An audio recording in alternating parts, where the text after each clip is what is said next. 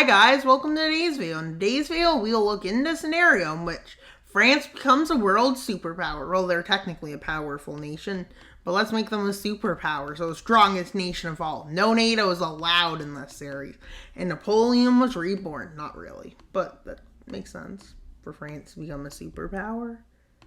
What France's goals probably are is to expand. Maybe not annex all of Switzerland, maybe they will, who knows. They will probably establish an Italian puppet at some point, or a German, some sort of puppet.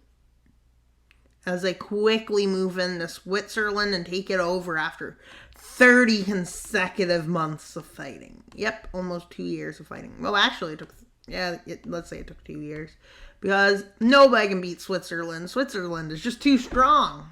Well, France did, but because Switzerland was unable to fight. With France declaring war on Luxembourg, but a bit of a problem happens, a bit of an upset happens, with France having to now invade Belgium. Great going, because Netherlands and Belgium was like, yeah, we're joining, with France seizing their islands, the Netherlands islands. But with Belgium being like, really? You think you can do much? As they take Dunkirk, because they have nothing better to do, and they move a bit further south. They move towards Paris, but this is where the army repels this attack in this front. And now they're ready for a full-on invasion after they secured naval and air dominance.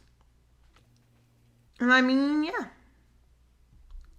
I mean, they probably wouldn't do much in South America. Maybe, like, expand from French Guiana into, let's say, Suriname and Guyana, maybe into Brazil, but why would they do that? Because that would just be a bit of a hard war if they don't surrender. So maybe they don't, just because they need to be smart too. With Napoleon officially being back in this timeline, the new guy calls himself Napoleon Bonaparte, because he has nothing better to do. And Germany is starting to fear the rise of this France. And they're like, hey, Poland, what's up? Poland's like, not much. They're like, we will team up at some point. Poland's like, really? You sure about that? To take out Germany. Poland's like, well, that's reasonable. With France now in a position where it can go after Italy or Spain, let's say it goes after Spain, which I think Spain maybe might get Andorra to help them because they have nothing better to do. And Portugal is like, yeah, we'll team up because France wants to invade us for some reason. They found after Spain sent them a letter saying the French desire to annex both of them. Not annex them, but create a puppet in Iberia. With them landing on these islands, and they swiftly move into Catalonia saying, yeah, Catalans, join us. As they move down the Spanish coast, at this point they have naval and air supremacy. Which is great for them. With naval supremacy, they land in Galicia. With them now widening their fronts. With a goal to get to Madrid. So they manage to take, and then they move down and take Lisbon.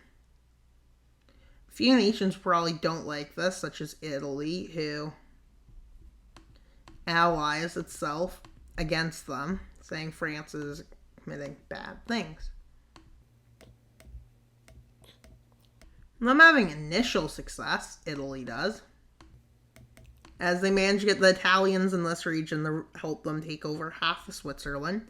Manage to make a frontier, and they get to here. With naval supremacy on Corsica, they take to here. But at this point, with neither of the capital cities, it's now time to take all the major cities which lie around the coast in Spain and Portugal. I believe. If I'm wrong, you can say that. I think it's like empty in the middle. But at this point, France shifts its attention to take Italy out, with establishing naval air supremacy and even managing to push this far. So basically, as you can tell, this is basically a Napoleon coming back, except without coalitions. Because if that was the case, there might be a few problems. But a few of the coalitions made sense.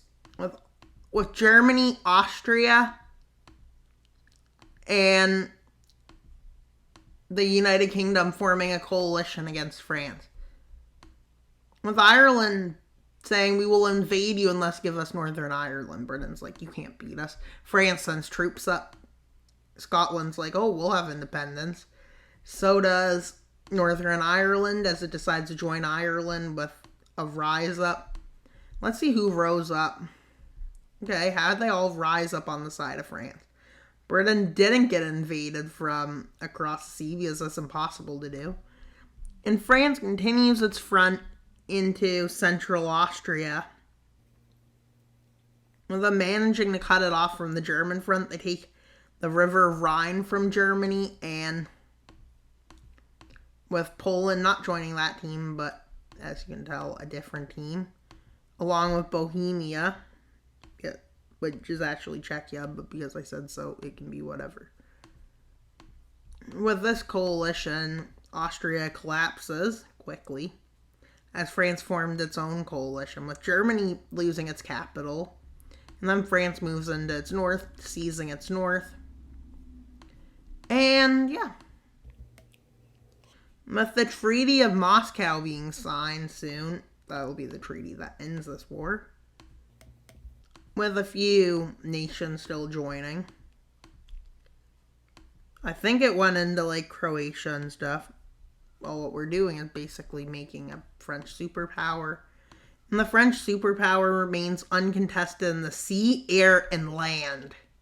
With Russia taking this opportunity to annex Belarus, Ukraine, and the Baltics. Because it's basically Russia does Russia things. With this opportunity, they just go and eat their way into Europe. Because they have nothing better to do. But they don't want to eat their way into Central Asia. Because, yeah.